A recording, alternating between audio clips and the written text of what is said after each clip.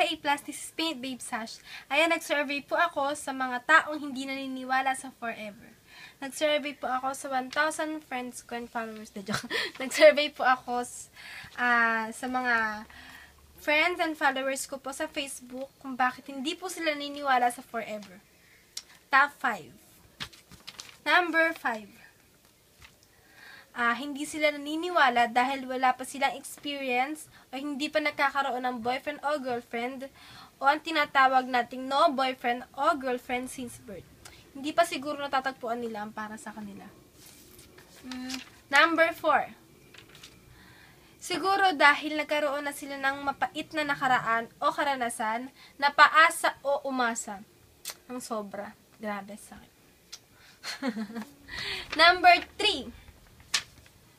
Nabasted sa mga lalaki at sa mga babae naman nag-assume rejection sa taong minahal nila ng sobra. Sakit yun. Sakit. Number 2. Maraming beses na silang sinasaktan ng mga taong akala nilang mamahalin sila ng forever. Wala kasing forever. Number 1. Ayan. Single o broken-hearted.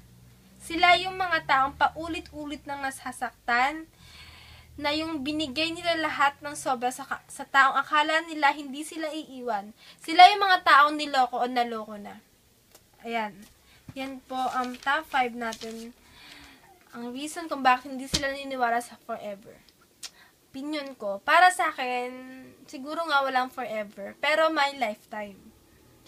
At dahil forever, sinasabi nila siguro sa mga mag-boyfriend o girlfriend, parang sweet words na nila yung para sa kanila. Tapos, may happily ever after, doon ako naniniwala.